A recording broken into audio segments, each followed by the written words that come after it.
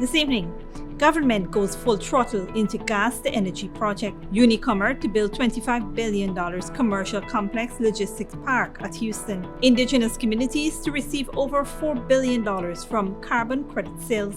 In the region, Colombia, thousands protest against Gustavo Petro's health reform plan, and internationally, Syrian hospitals cannot cope with the scale of casualties. Welcome to this broadcast of Channel 2's Headline News Updates. I am Baby Bacchus. Thank you for joining us.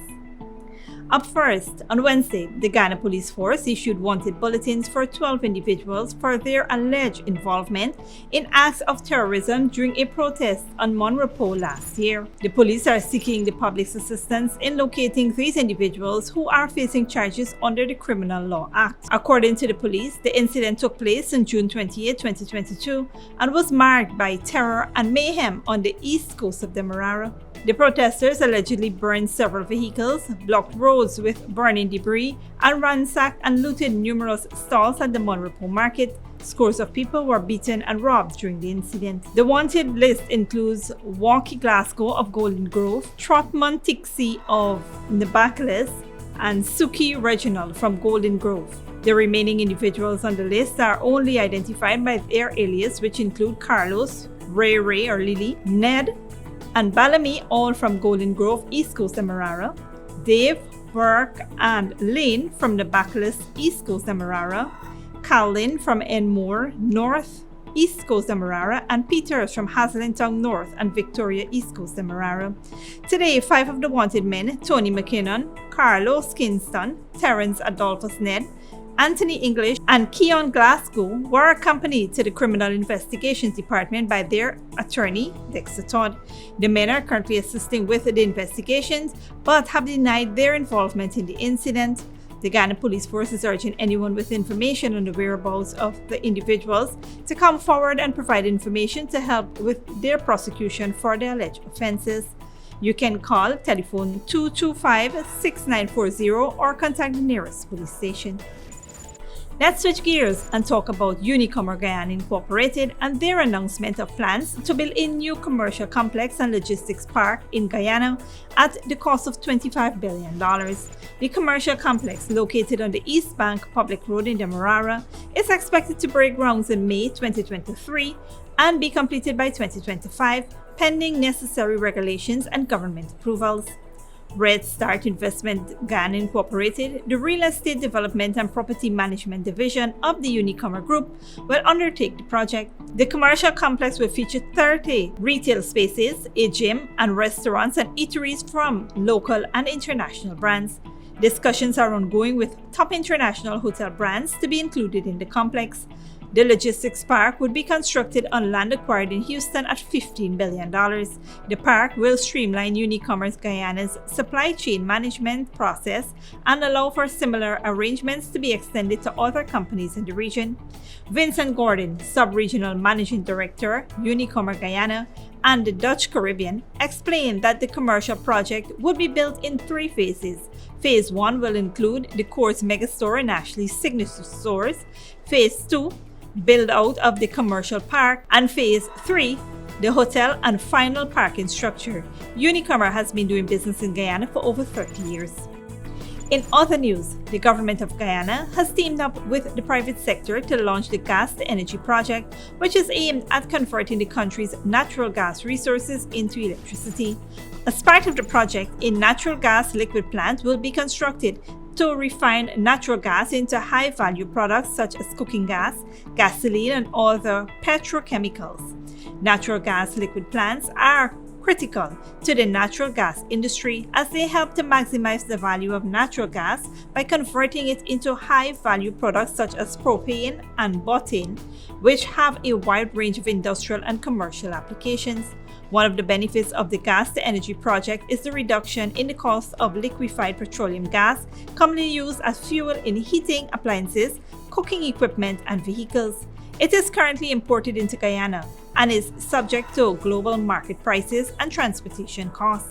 The gas-to-energy project is expected to significantly boost Ghana's economic growth and provide a reliable and sustainable source of energy for the country. The government plans to transition to renewable forms of energy as liquefied petroleum gas produces fewer greenhouse gas emissions than other fossil fuels such as coal and oil.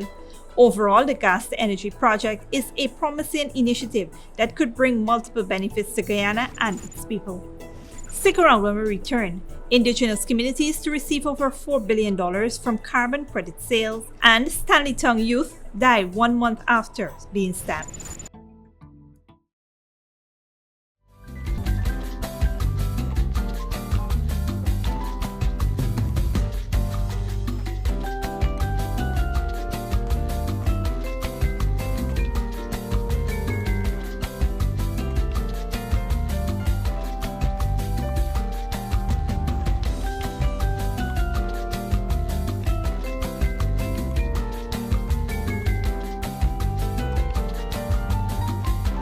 It's Clearance Mash Sale, where you get 25 to 50% off jeans, jerseys, short pants, crop tops, sneakers, slippers for both men and women, and a whole lot more.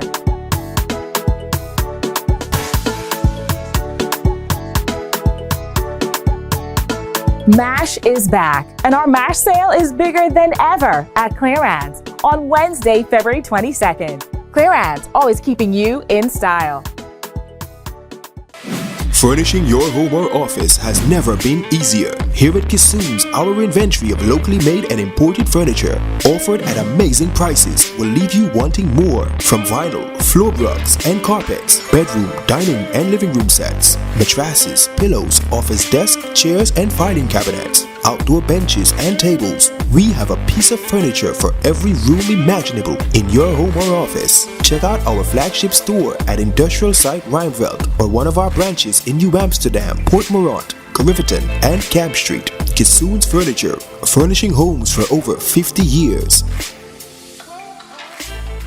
Give your home or office some shine. Fortune Investment Company. We provide reliable commercial and residential professional cleaning services in Guyana. We clean homes and commercial offices. Other services offered are floor care and tile polishing, interior auto detailing services, power washing, weeding and cleaning, and carpet, couch, and mattress cleaning. We are committed to keeping your homes and offices squeaky clean. Call us now at 592-689-7558 or 592-639-6365 or visit us at 3430 Jackson North Rumville, Georgetown, Guyana. Fortune Investment Company. When we say clean, we mean spotless.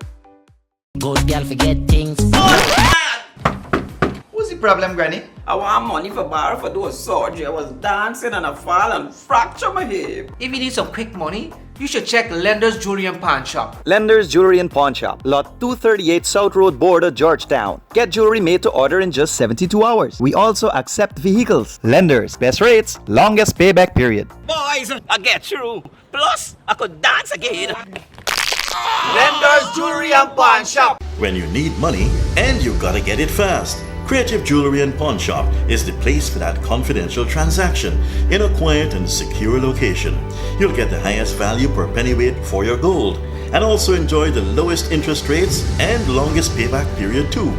Yes, for that instant transaction to solve a pressing financial problem. That Creative Jewelry and Pawn Shop, 46 Boyle Place, that's between the Ministry of Housing on Brick Dam and White Castle Fish Shop. Be your first and only choice. Creative Jewelry and Pawn Shop, safe and sound, solid and secure, always there for you. Telephone 231-7878 and 223-8955. Sooner or later you will have another power failure. Are you prepared for the next blackout? Some essential equipment such as security cameras, lights, internet, gate motors, and water pumps may stop working. How can you prevent the next blackout? InverterTech has an affordable solution for you. A strong UPS system which uses the latest inverter and solar battery technology to prevent blackout. We smartly calculate your average power demand so you don't spend more than you need to. Call 223-2233 for more information.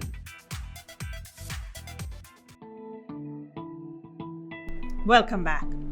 February 15, 2023 marked a significant development in Guyana's low-carbon development strategy 2030 as the procedure to distribute proceeds from the sales of carbon credits to native villages and local communities got underway. Over 200 villages and communities will receive a total of $4.725 billion Guyana dollars, which they will invest in their village priorities. A total of 15% of all revenues from carbon credit sales will be invested in village plans. Tushos has set up dedicated bank accounts for the receipt of all carbon credit revenues. Villages and communities must complete the village-led process to produce village plans endorsed by the village council in keeping with the Amerindian Act and submit these to the Ministry of Amerindian Affairs for the withdrawal of finance. Villages and communities that already have village plans will be able to use them for this purpose, and those villages that have no plans will develop a brief outline plan. This project aims to protect the environment and forest while supporting social upliftment and economic development, including food security and job creation in villages. The benefit sharing mechanism, which ensures a fair and equitable way to share these revenues across villages and communities, was the topic of conversations between the National Tushos Council and the government, addressing considerations such as size, tenure type, and population. In other news, an 18-year-old man from Stanleytown, West Banglamarara, has passed away after being stabbed in Tugville last month. Joshua Feber was admitted to the Georgetown Public Hospital Intensive Care Unit on January 18, 2023, after being attacked during an argument. Sadly, Feber never regained consciousness and passed away on Tuesday. The suspect in the attack has been identified as a 17-year-old Mason from Guyhawk Park, Georgetown. He was initially charged with attempted murder and remanded to jail. However, with Feber's passing, he will now face a murder charge.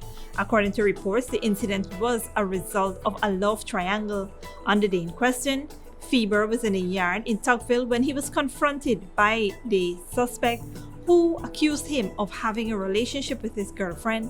The argument escalated and the suspect allegedly left before returning and stabbing Feber multiple times. He then fled the scene.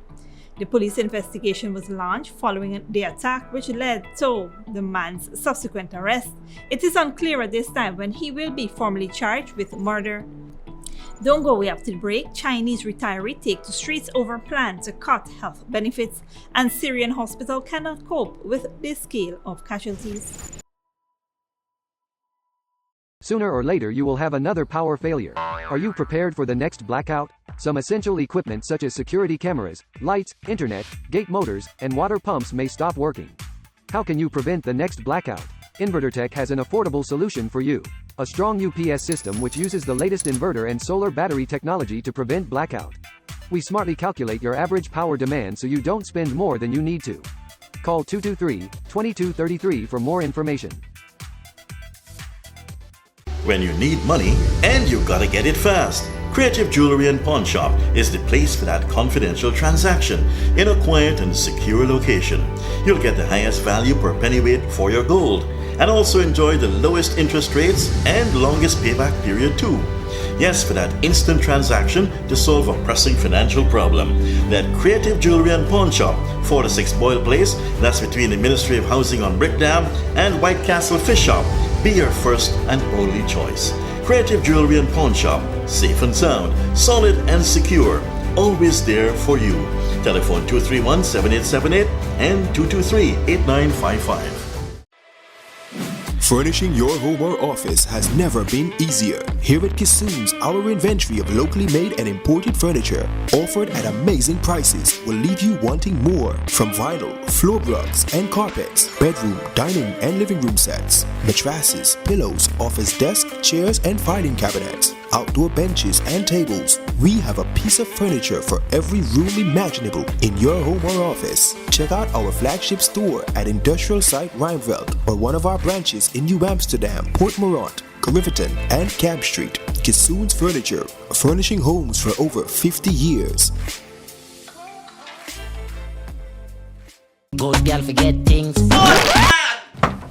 What's the problem, Granny? I want money for borrow for those surgery. I was dancing and I fall and fracture my hip. If you need some quick money, you should check Lender's Jewelry and Pawn Shop. Lender's Jewelry and Pawn Shop, Lot 238 South Road, Border, Georgetown. Get jewelry made to order in just 72 hours. We also accept vehicles. Lender's, best rates, longest payback period. Boys, I get through. Plus, I could dance again. Lender's Jewelry and Pawn Shop. Give your home or office some shine. Fortune Investment Company. We provide reliable commercial and residential professional cleaning services in Guyana. We clean homes and commercial offices. Other services offered are floor care and tile polishing, interior auto detailing services, power washing, weeding and cleaning, and carpet, couch, and mattress cleaning. We are committed to keeping your homes and offices squeaky clean. Call us now at 592-689-7558 or 592-639-6365 or visit us at 3430 Jackson North Rumville, Georgetown, Guyana. Fortune Investment Company. When we say clean, we mean spotless. It's Claire As Mash Sale, where you get 25 to 50% off jeans, jerseys, short pants, crop tops, sneakers, slippers for both men and women, and a whole lot more.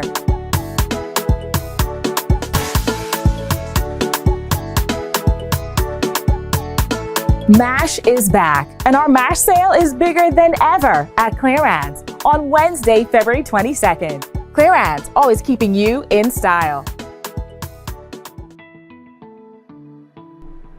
Welcome back. Now let's take a look at what's happening in the region and around the world. Thousands of people have taken to the streets in major cities across Colombia in opposition to the leftist government of President Gustavo Petro. It comes just a day after Petro presented a controversial health reform proposal and thousands marched in support of it. Al Jazeera's Alessandro Rampietti reports. No more Petro is the slogan demonstrators repeated over and over as they marched through downtown Bogotá, protesting against the social and economic reforms proposed by Colombia's first ever leftist president. Policies Gustavo Petro says will fix decades of injustice and inequality, but that opposers argue will only worsen Colombia's plight. We oppose a reform that will destroy our health system, pretending that it doesn't work when it does. A president who wants to give the health money to mayors and governors, all to satisfy his populist ideas. The march, called by the right-wing Democratic Center Party of former President Álvaro Uribe, were the largest organized by the opposition since Petro took office in August.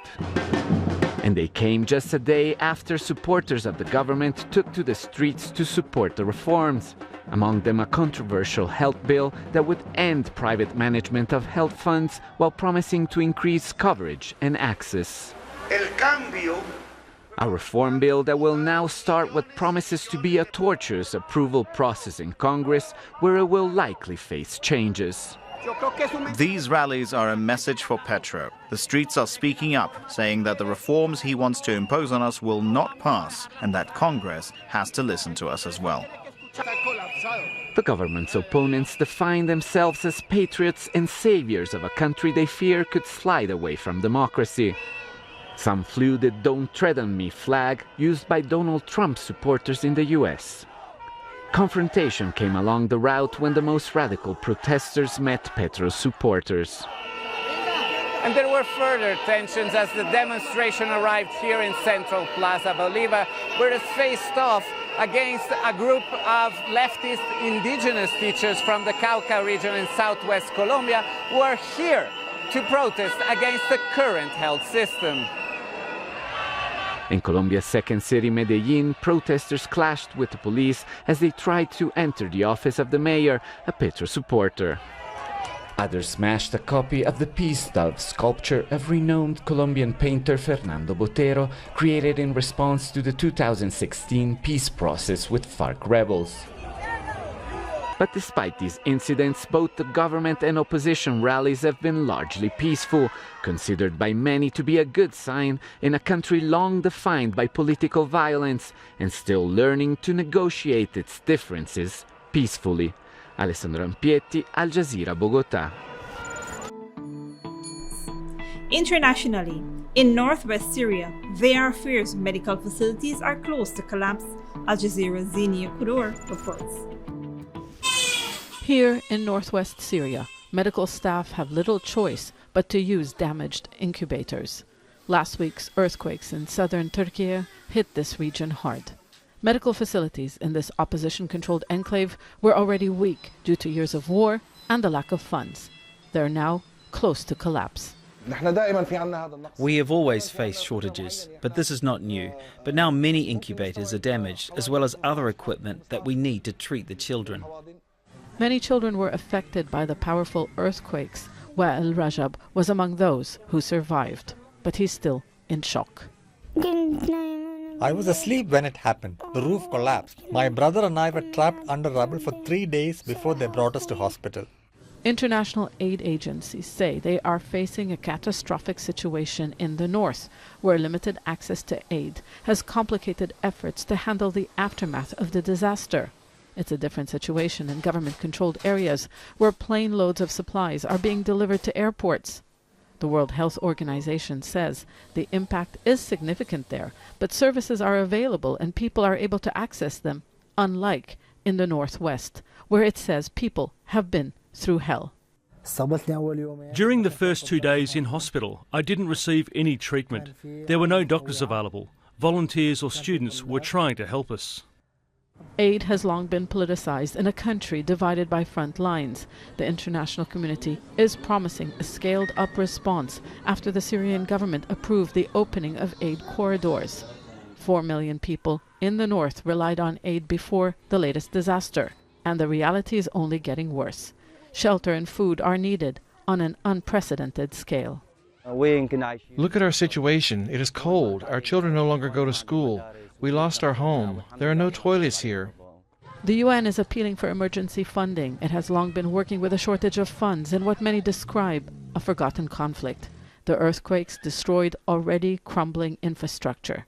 We moved to Idlib 3 years ago. We knew the building was not structurally sound, but we had no other choice. Now engineers have told us that we can't return to our home. Now we are homeless. The challenge now is to care for the living who've already endured 12 years of war. Zana Khudr, Al Jazeera.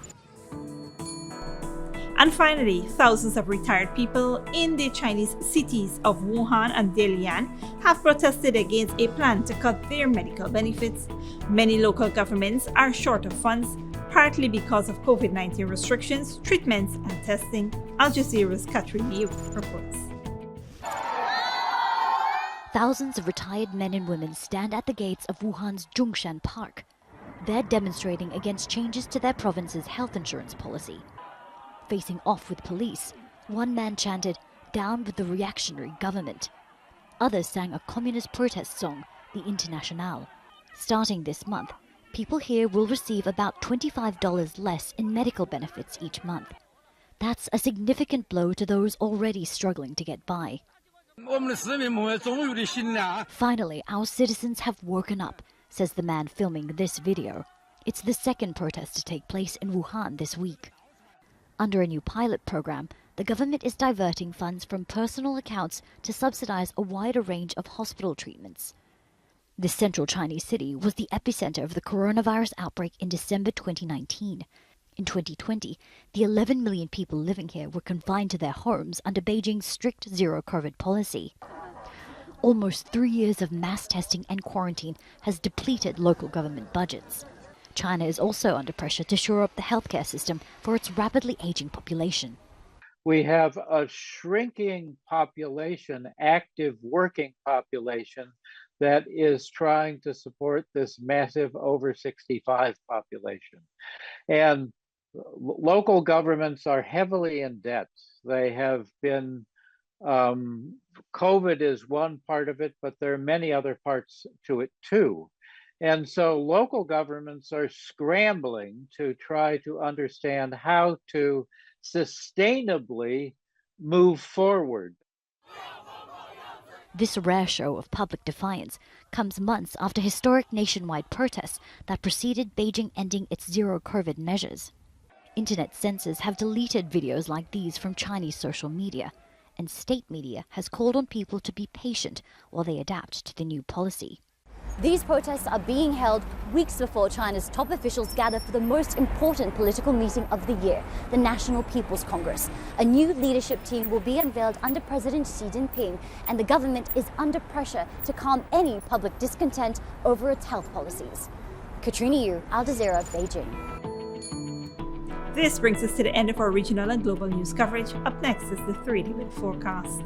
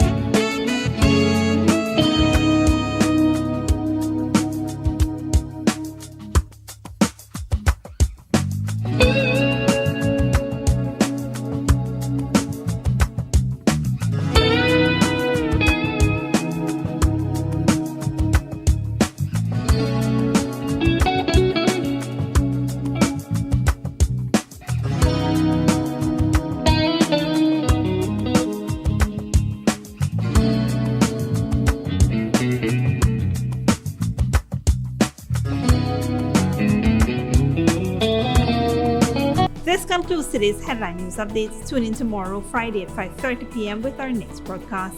For more news and updates, you can visit our Facebook and YouTube pages. Until then, please take care of yourself and each other.